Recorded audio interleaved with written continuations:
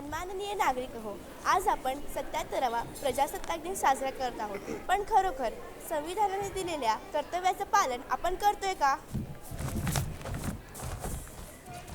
आपल्या शिवरायांनी स्वराज्याचे स्वप्न पाहिले होते. हे स्वप्न रयतेचे होते, न्यायाचे होते व नीतिमत्तेचे होते. पण आज महाराष्ट्र हे काय पाहतोय? प्रौढ प्रताप पुरंदर क्षत्रिय कुलावतंस सिंहासनाधीश्वर महाराजाधिराज श्री श्री श्री छत्रपती शिवाजी महाराज की जय. महाराष्ट्र भूमीचा मांडलाय दरबार, आजचा युगाचा करण्या विचार. शाहीर गातोय सत्याची धार, सावध व्हा आता सारे जण.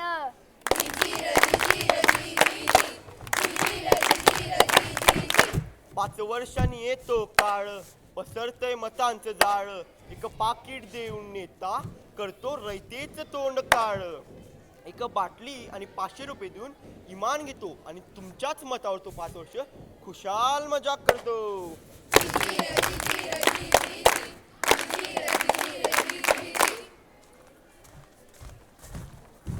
मतदान आपला हक्क आहे. नका विकू 500 नोटा, लोकशाहीचा गळा नका घोटू. गरिबांच्या या फासात. बघा मंडळी, निवडणूक आली की गावात गटतात, पडतात, भांडणं होतात. त्यापेक्षा आपण बिनविरोध निवडणूक करूया, गावात एकोपा टिकेल. सरपंच, विचार तर चांगला आहे, पण बिनविरोध म्हटल्यावर कोणाला उभं करणार? परत तुमचीच माणसं येणार का? साहेब, आम्ही ठरवलंय, जी मंदिराला 50 लाख रुपये देणगी देईल तोच बिनविरोध सरपंच ठरेल. थांबा, ही निवडणूक आहे की लिलाव? लोकशाहीत प्रतिनिधी हा त्याच्या कर्तृत्वाने निवडला जातो की त्याच्या दिलेल्या पैशाने? अगं पोरी, तुला काय कळतं? बिनविरोध निवडणुकी झाल्या तर सरकारकडून गावाला 25 लाखाचं बक्षीस मिळतं. तो विकास नाही का? तो विकास नक्कीच आहे, पण 25 लाखांचा निधी घेण्यासाठी तुम्ही 50 लाखांचा बोली लावणारा सरपंच निवडता. एक माणूस पद मिळवण्यासाठी लाखो रुपये खर्च करतो, तर निवडून आल्यावर आपले पैसे वसूल करणार की गावाचा विकास करणार? बिनविरोध म्हणजे एकी. बिनविरोध म्हणजे सत्तेची मक्तेदारी. जर एखादा गावातला सुशिक्षित तरुण निवडणूक लढवू इच्छित असेल तर त्याला बिनविरोधच्या नावाखाली बसवणं चुकीचं नाही का? मग तुला गावात भांडणं लावायचे आहेत का? नाहीत आहेत. निवडणूक म्हणजे भांडण नसतं, निवडणूक म्हणजे पर्याय असतो. लोकांना निवडून देताना कोण हवं ते. बिनविरोध एकमताने जर योग्य माणसाच्या निवडीसाठी होत असेल तर आवश्यक स्वागत आहे, पण जर ते बोली लावून दडपण आणून किंवा घराणेशाहीतून होत असेल तर मात्र तो लोकशाहीचा खून आहे. लोकशाही. आम्ही भ्रष्टाचार संपवू असे म्हणणारे भ्रष्टाचारचे आका झाले आहेत. सांगा, एका मताची किती? 1 बाटली आणि 2 बिर्याणी. नाही, 500 रुपये आणि 1 साडी. अरे, ही तुमची किंमत नाही, हा तुमच्या गळ्याला लावलेला फास आहे. पोरांनो, मतदानातील भ्रष्टाचार हा केवळ पैशांचा नसतो, तर तो वचननामा खोटा पाळण्याचाही असतो. जर आज तुम्ही विकले गेलात तर उद्या नेत्याला जाब विचारायची तुमची लायकी राहणार नाही. सांगा, पैशाने मिळतेले मत लोकसेवा करेल का? नाही. दबावाखाली झालेली बिनविरोध मतदारी गरिबांचा आवाज ऐकेल का? नाही. मग विकास महत्वाचा की लोकशाहीचा अधिकार? मित्रांनो, बिनविरोध निवडणुकीचा आदर्श घ्यायचा असेल तर तो अशा माणसाचा घ्या की जो माणूस गावासाठी रात्रंदिवस राबतोय. त्याला सगळी मिळून एकदा संधी द्या, पण जिथे लिलाव होते तिथे मात्र विचार करून योग्य माणसाला निवडा.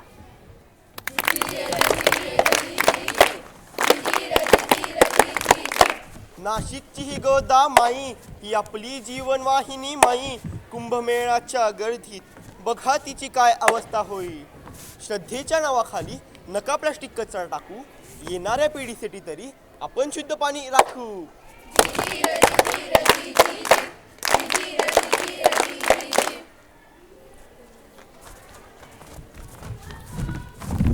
स्वच्छ कुंभ हरित कुंभ हाच आपला नारा. गोदावरीला वाचवायला आता धावून या रे सारा.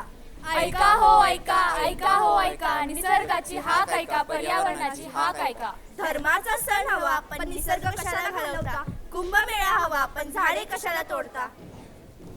यावेळीचा कुंभमेळा ऐतिहासिक व्हायला हवा. रस्ते एकदम चकाचक व मोठी हवीत. लाखो लोक येणार, त्यांना चालायला जागा हवी. मॅडम, रस्ते मोठे करायचे असतील तर रस्त्याकडेची हजारो झाडे आडवी येत आहे. आता काय करायचं? तोडून टाका. सण महत्वाचा आहे, झाडे नंतर लावू. थांबा, मला तोडू नका. मी या नदीचा रक्षक आहे. 50 वर्षांपासून मी तुम्हाला सावली देतोय, पाऊस देतोय. माझ्या फांद्यांवर हजारो पक्ष्यांची घरटी आहेत. पण आम्हाला स्नान करायला त्याला रस्ता हवाय. तुझी सावली घेऊन काय करायचं? भक्ती मोठी की तू?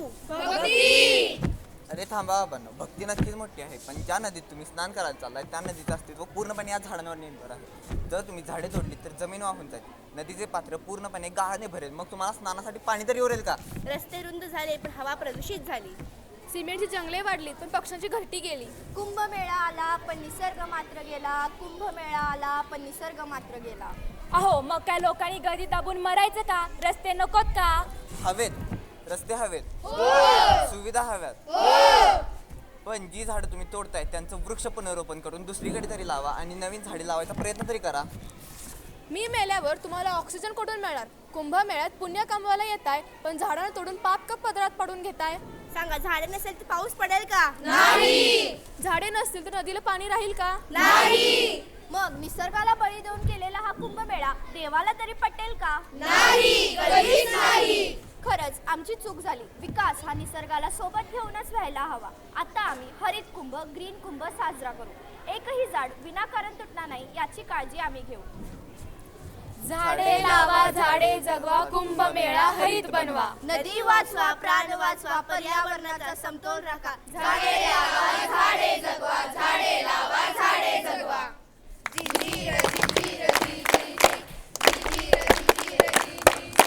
खिसा कापला जात नाही, मोबाईलवरून चोरी होते. OTP विचारून तुमची कष्टाची कमाई जाते. एका लिंकवर क्लिक केलं की खाते होते साफ. आता कधीच करू नका त्या डिजिटल चोरीला माफ.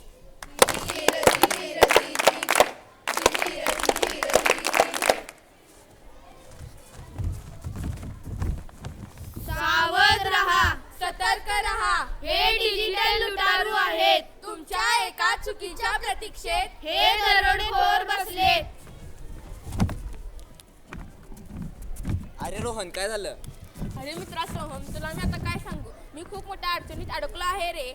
अचानक माझ्या बँक खात्यातून 50,000 रुपये कापले गेले आहेत. तूच सांग मित्रा, आता मी काय करू? काय? कसं काय? तू तुझा OTP कोणाला दिला होतास का किंवा कोणत्याही लिंकवर क्लिक केला होतास का? अरे काल मला व्हॉट्सअपवरून एका मोठ्या कंपनीतून वर्क फ्रॉम होमचा मेसेज आला होता. त्यांनी सांगितले की फक्त काही लिंकवर क्लिक करायचे आणि दिवसाला 3,000 रुपये मिळवायचे. मला वाटलं आता आयते पैसे मिळतील, म्हणून मी त्यांच्या सांगण्याप्रमाणे एका लिंकवर क्लिक केले आणि एक ॲपही डाउनलोड केले.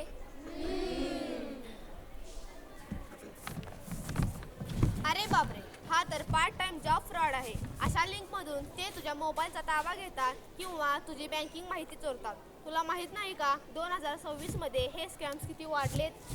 अरे रे, मला वाटलं खरंच पैसे मिळतील रे. सुरुवातीला त्यांनी मला 200 रुपये सुद्धा पाठवले, म्हणून माझा त्यांच्यावर विश्वास बसला. पण आज सकाळी उठते तर काय पाहते, खातं पाक रिकामं. आता तूच सांग मी काय करू? सगळ्यात आधी घाबरू नकोस. तुरंत 1930 या सायबर हेल्पलाईन नंबरवर कॉल कर. जितक्या लवकर तू कॉल करशील तितक्या लवकर तुझे पैसे मिळण्याचे चान्सेस वाढतात. हो, मी आताच कॉल करतो. पण पोलीस मात्र खरंच मदत करतील का? नक्कीच. तू सायबर क्राईम government.in. या पोर्टलवर जाऊन ऑनलाईन तक्रारी करू शकतोस. आणि हो, तुझे bank password, UPI pin code लगेच बदलून टाक. खरंच मित्रांनो, माझं खूप मोठं नुकसान झालं असतं. डिजिटल युगात वावरताना आपण किती सावध असायला हवं हे मला आज समजलं. बरोबर आहे. लक्षात ठेव, कोणतीही बँक आपल्या फोनवरून OTP मागत नाही आणि कमी कष्टात जास्त पैसे देणारी कोणतीही स्कीम खरी नसते. सायबर सुरक्षा हीच आपली मोठी ढाल आहे. धन्यवाद मित्रांनो. मी आता माझी तक्रार नोंदवतो आणि इतरांना याबद्दल जागरूक करतो. अनोळखी मेसेज किंवा लिंकवर क्लिक करू नका. लालचेला बळी पडू नका. फसवणूक झाल्यास त्वरित 1930 वर संपर्क साधा.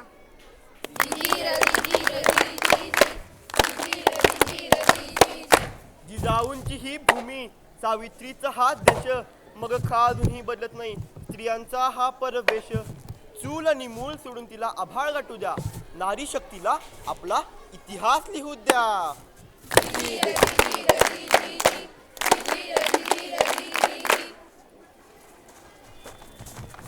मुलगी शिकली, प्रगती झाली, हे आता ध्यानी ठेवा. नारी शक्तीचा सन्मान करून नवा महाराष्ट्र घडवा. सावधान, सावधान, सावधान.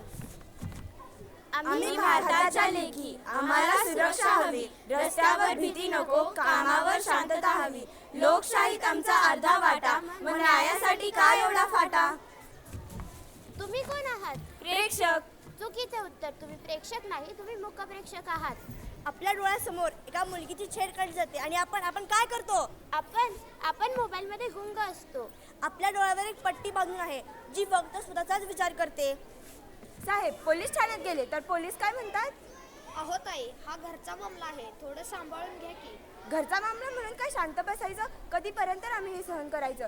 जेव्हा आम्हाला मदत हवी असते तेव्हा आम्ही कुठे जायचं? काय सांगताय साहेब, सरकारकडून तर आम्हाला कुठलीच मदत मिळत नाही. निर्भया फंड कुठे गेला?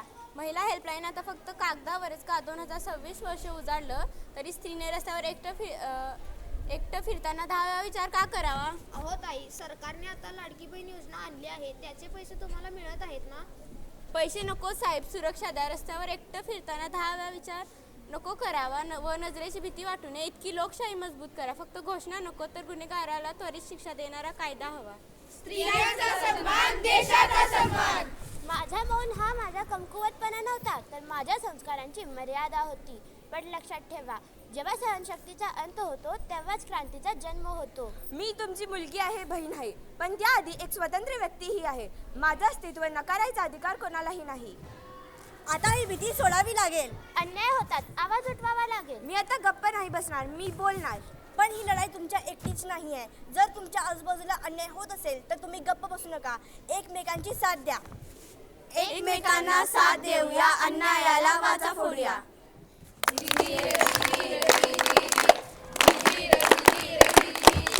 आलं नवं तंत्रज्ञान, या नावाचा खेळ. यंत्रांच्या जगात आता माणसाला नाही वेळ.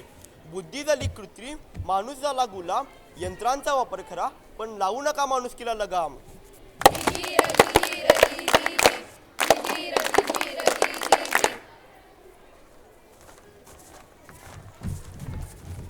क्लिक करा, सर्च करा, जग आहे मुठीत. AI आलाय आता प्रत्येक गोष्टीत. स्मार्ट व्हा, अपडेट व्हा, पण विवेक नका हरवू. तंत्रज्ञानाचा वापर करा, स्वतःला नका हरवू.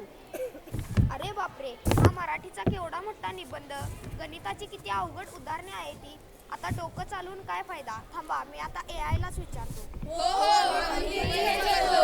आज्ञा करा मालक.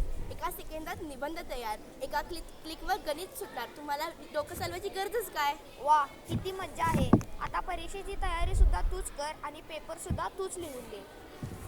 अरे, हे काय करतोस? सगळंच जर AI कडून करून घेतलंस तर परीक्षेत काय लिहिणार? तुझी स्वतःची विचार करण्याची शक्ती संपून जाईल. अगं दीदी, हे तंत्रज्ञानाचंच युग आहे. आता कशाला हवी मेहनत? AI एक साधन आहे, शिक्षक नाही. जर तू मिळालेली माहितीची सत्यता तपासली नाहीस तर हॅल्युसिनेशनमुळे तुला चुकीची माहिती मिळू शकते. AI देईल उत्तर, पण बुद्धी तुम्ही वापरा. नकल करून शिकलात तर प्रगतीचा मार्ग विसरा. मुलांनो, AI कडनं फक्त उत्तरं घेऊ नका, तर संकल्पना समजून घेण्यासाठी त्याचा वापर करा. नवीन भाषा शिका, कोडिंग शिका, कलाकारा सुधारा. मी तुमच्या मदतीसाठी आहे, तुमच्या जागी काम करायला नाही. जर तुम्ही माझ्यावर अवलंबून राहिलात तर भविष्यात तुमची बुद्धी गंजून जाईल.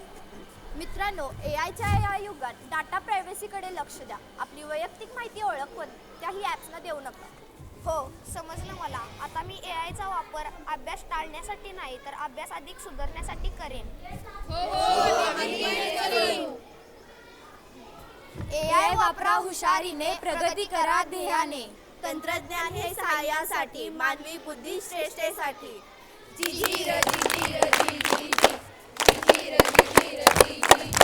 शाहीर म्हणे, ऐका जनता, आता तरी जागे व्हा.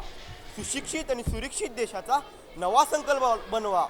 देश आपला, धर्म आपला, ह्याला महान बनवूया. अज्ञानाला, भ्रष्टाचाराला मुळासकट उपटूया.